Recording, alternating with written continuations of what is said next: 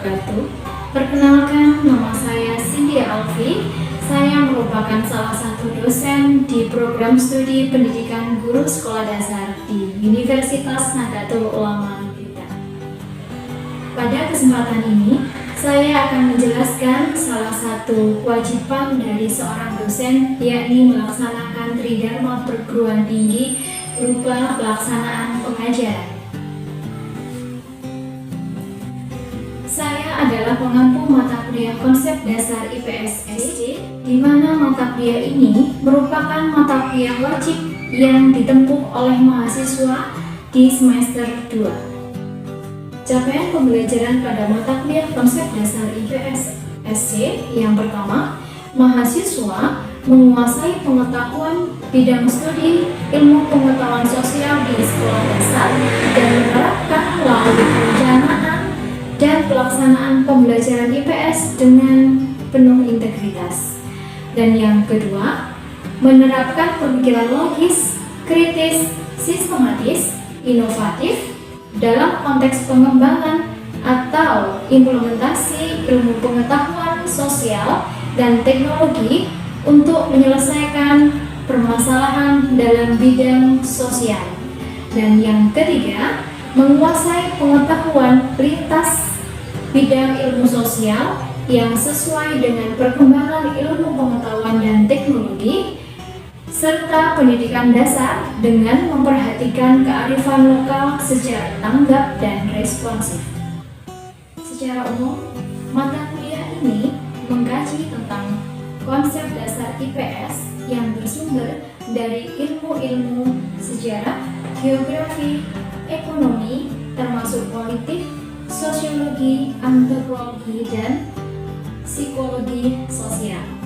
Pada mata kuliah ini, mahasiswa dibekali dengan pengetahuan sosial dan dinamika di dalamnya agar mahasiswa mampu mengkaji, menganalisa, memberi keputusan atau solusi terkait fenomena sosial yang terjadi dan mampu menyampaikan perubahan-perubahan sosial di masyarakat kepada peserta didik nantinya. Tujuan mata kuliah ini diberikan agar mahasiswa memahami konsep-konsep dasar IPS yang berkaitan dengan masyarakat serta memiliki keterampilan penting di tengah perkembangan dunia yang pesat agar bisa berkontribusi menciptakan kondisi yang lebih baik dan mampu mengembangkan materi IPS di pendidikan dasar. Adapun topik bahasan dalam mata kuliah ini berupa pertama, hakikat ilmu pengetahuan sosial itu sendiri, yang kedua, ruang lingkup ilmu pengetahuan sosial, yang ketiga, IPS dalam struktur kurikulum 2013, selanjutnya adalah tentang peta, selanjutnya berupa fenomena fisik dan sosial, berikutnya karakteristik geografis Indonesia, selanjutnya keragaman sosial, ekonomi, etnis, dan budaya Indonesia, selanjutnya yakni konsep dasar ekonomi, selanjutnya yakni tentang aktivitas ekonomi yang ada di masyarakat, koperasi, serta berikutnya adalah materi tentang kebudayaan dan pengaruhnya di Indonesia berupa kebudayaan Hindu, Buddha, dan Islam. Berikutnya merupakan materi tentang perjuangan bangsa Indonesia untuk mencapai dan mempertahankan kemerdekaan Indonesia. Selanjutnya tentang perubahan atau perkembangan dan pembangunan di negara Indonesia. Dan yang terakhir adalah problematika yang muncul yang berhubungan dengan ilmu pengetahuan sosial, terutama mahasiswa nanti mampu memberi alternatif solusi terhadap masalah yang muncul di sekitar mereka. Metode pembelajaran yang digunakan dalam mata kuliah konsep dasar IPS SD yakni menggunakan metode ceramah dan tanya jawab serta menggunakan problem based learning. Metode ceramah digunakan dalam rangka membantu mahasiswa memahami penjelasan-penjelasan yang diberikan oleh dosen. Kemudian tanya jawab merupakan sesi berdiskusi terhadap hal-hal yang memang kurang dimengerti oleh mahasiswa. Sedangkan problem based learning itu berupa mahasiswa nanti melakukan observasi di lapangan dalam rangka menganalisa problem atau masalah-masalah yang terjadi di lapangan. Berikutnya, terkait penugasan diberikan secara individu dan kelompok. Penugasan individu berupa pelaksanaan jurnal pembelajaran, di mana mahasiswa nanti akan menuliskan tentang hal yang dipahami atau hal yang tidak dipahami, serta upaya mahasiswa untuk memahami materi yang telah disampaikan tadi. Kemudian penugasan secara berkelompok melalui problem based learning yang dilaksanakan secara tim untuk menggali permasalahan yang ada di lapangan. Berikut ini saya tampilkan proses pembelajaran di mata kuliah konsep dasar IPS SD.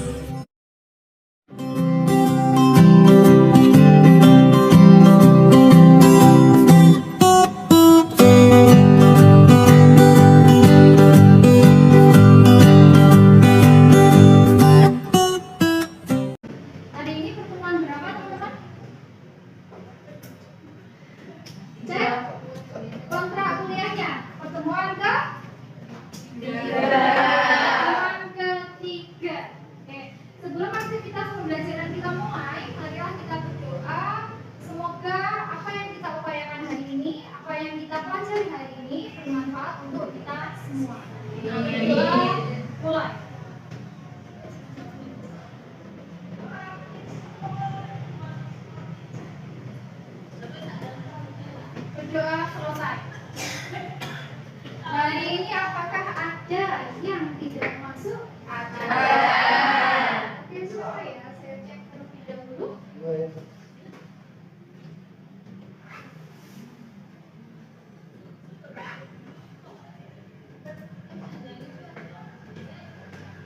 Mbak Lana,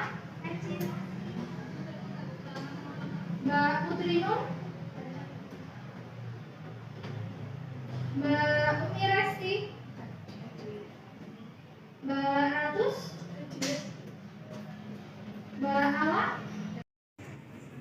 Mbak Melati, Mbak Kumala, dan terakhir Mbak Hanifah. Oke, ternyata dia semua. Oke, materi kita hari ini adalah tentang peta. Ada yang tahu peta itu apa? Sudah pernah dengar? Oke. Bentuk permukaan bumi yang diperkecil. Bentuk permukaan bumi yang diperkecil. Kemudian setelah diperkecil ditaruh mana nih? Gambar atau bidang datar. Gambar atau bidang datar. Sehingga ini ditaruh sebegini luasnya, kemudian ditaruh di bidang datar, jadinya segini. Ya, itu adalah tentang peta. Kemudian ini kepada saya dengan judul Wonderful Indonesia, kita bahasannya hari ini adalah pertama ini hakikat fenomena fisik dan sosial. Kemudian ada letak dan luas wilayah Indonesia, dan yang terakhir adalah karakteristik kependudukan Indonesia.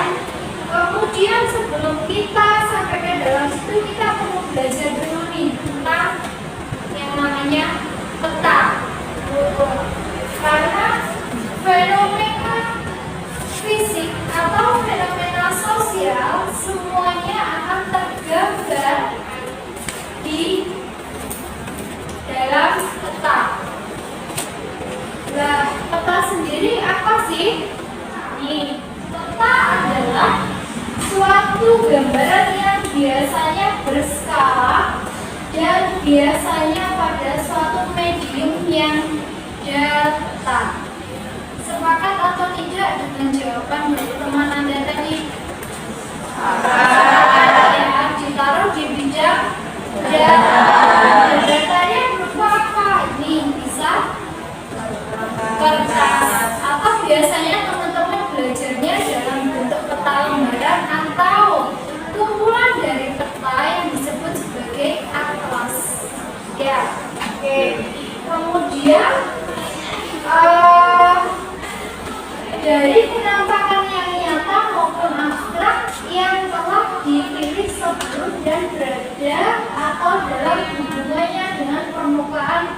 bumi dan benda-benda langit. Itu ya penjelasan dari peta itu sendiri. Kemudian setelah kita membahas tentang peta, yang kedua adalah fungsi dari peta.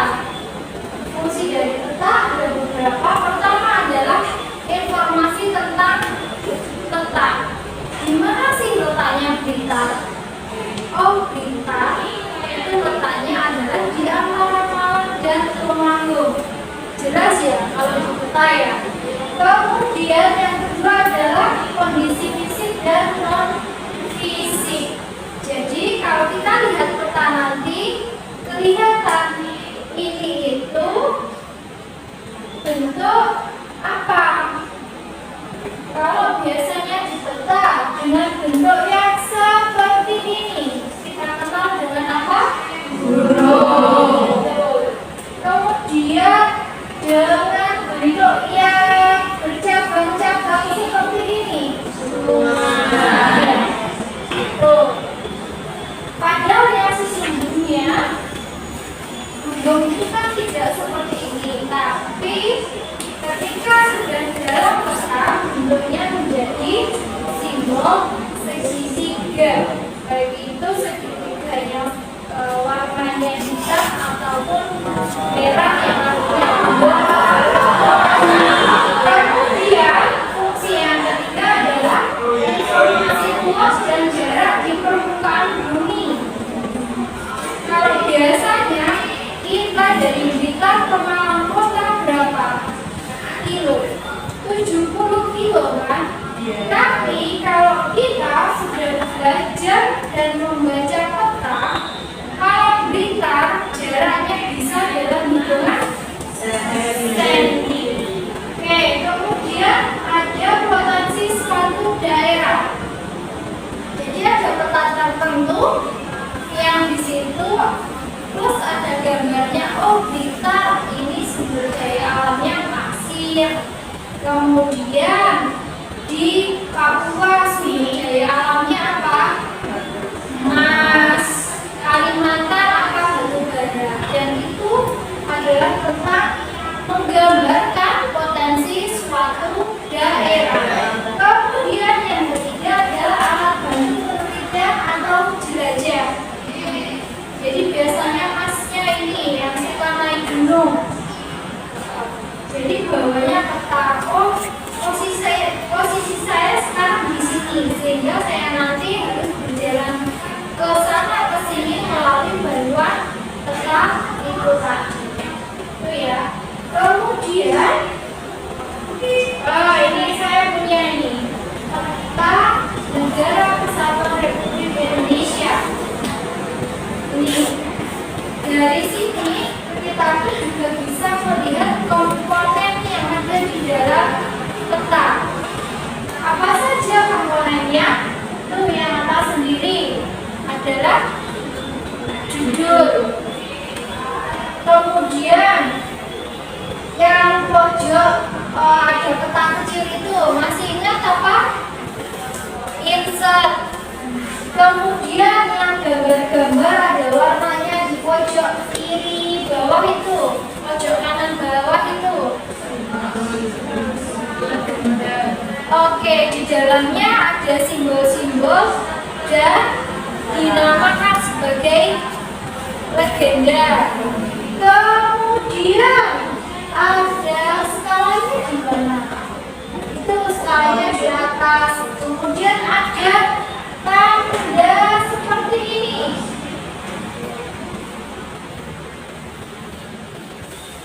Adalah orientasi arah. Jadi menunjukkan kalau tanjanya ke atas itu pasti utara.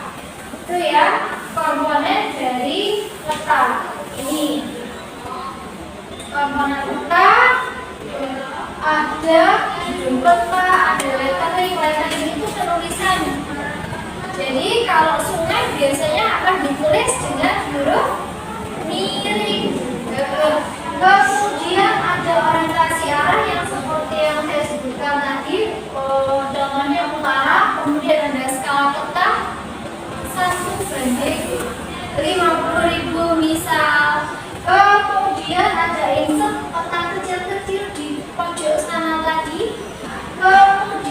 ada garis astronomis, yakni garis lintang dan garis bujur.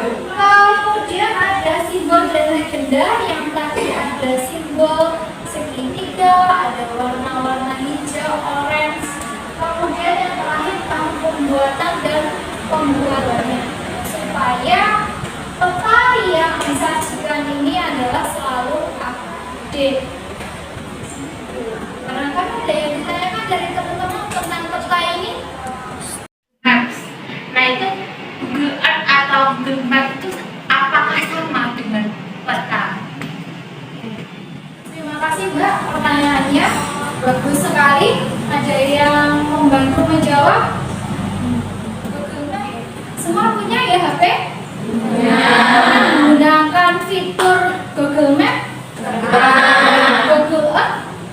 Ada. Oke. Pada dasarnya kalau kita bicara tentang Google Map, Google Earth itu konsepnya sama dengan yang namanya peta. Kalau peta identik dengan di kertas, karena sekarang ini eranya digital, sehingga kita menyimpan peta itu di HP kita dengan memakai aplikasi yang namanya Google Map. Kalau Google Map sama konsepnya dengan peta, dia di bidang data. Kalau Google Earth, penampakannya akan sama persis dengan penampakan yang ada di permukaan bumi. Karena sifat dari Google Earth itu dia memakai satelit, sehingga dia penampakannya akan sama bulat seperti ini. Baru kalau kita mau melihat kita akan zoom. Jadi penampakan pohonnya ya dia akan terlihat hijau. Kalau rumah karena di shot dari atas akan kelihatan putih yang mungkin seng atau coklat, tapi bentuknya datar kotak-kotak gitu. Itu berarti genteng. Jadi ya Mbak Ratus. Kemudian bahasan kita selanjutnya adalah tentang fenomena fisik. Fenomena fisik yang ada di Indonesia. Sebenarnya fenomena fisik itu apa sih? Fenomena fisik ini adalah berkaitan dengan apa yang ada di permukaan bumi di luar manusia. Maksudnya di luar manusia adalah seperti sungai, gunung, udara, lautan. Artinya yang di luar manusia itu seperti itu. Kemudian kalau kita bicara tentang Indonesia, apakah Mas Mbak sekalian sudah benar mengenal Indonesia? Ada yang belum, ada yang sudah. Oke, coba kita lihat video sebentar. Ini loh tentang Indonesia.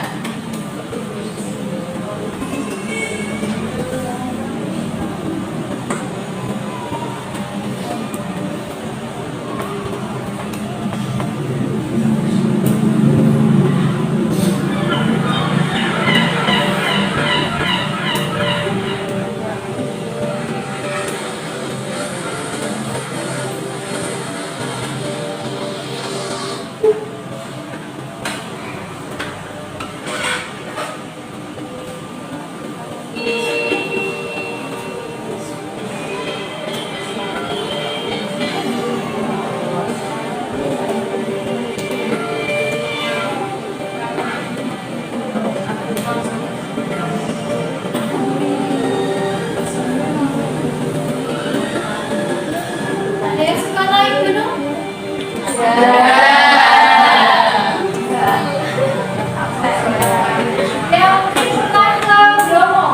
Yang suka ke Bromo?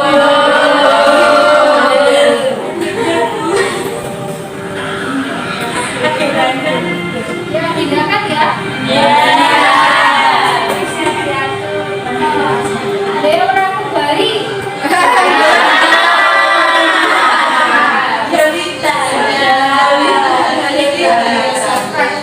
Jalan Bali.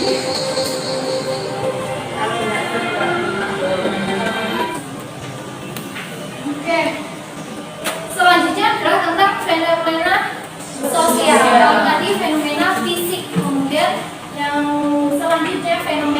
sosial. Sosial identik dengan apa teman-teman? Mahasiswa? Interaksi antar manusia satu dengan manusia lain. Kemudian kalau kita berbicara tentang fenomena sosial itu sama, ya berkonsep berhubungan atau berkaitan dengan aktivitas manusia. Ada apa saja di dalamnya? Yang pertama ada tentang kependudukan. Kita tahu bahwa Indonesia memiliki jumlah populasi sekian yang terdiri dari penduduk usia 0 sampai 65 plus yang bentuk dari piramida pertumbuhan Indonesia segitiga seperti ini. Sehingga hari ini kita sudah mempelajari tentang peta, kemudian mempelajari tentang sosial, fenomena fisik dulu, dan yang terakhir adalah fenomena sosial. Jadi materi pembelajaran kita hari ini itu barangkali sebelum pertemuan kita akhiri ada yang ditanyakan dari mahasiswa.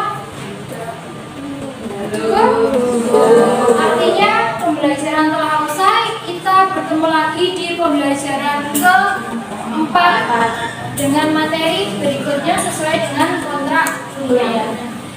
Begitu dulu pertemuan kita di siang hari ini. Saya akhiri. Terima kasih banyak. Wassalamualaikum warahmatullahi wabarakatuh. Waalaikumsalam warahmatullahi wabarakatuh.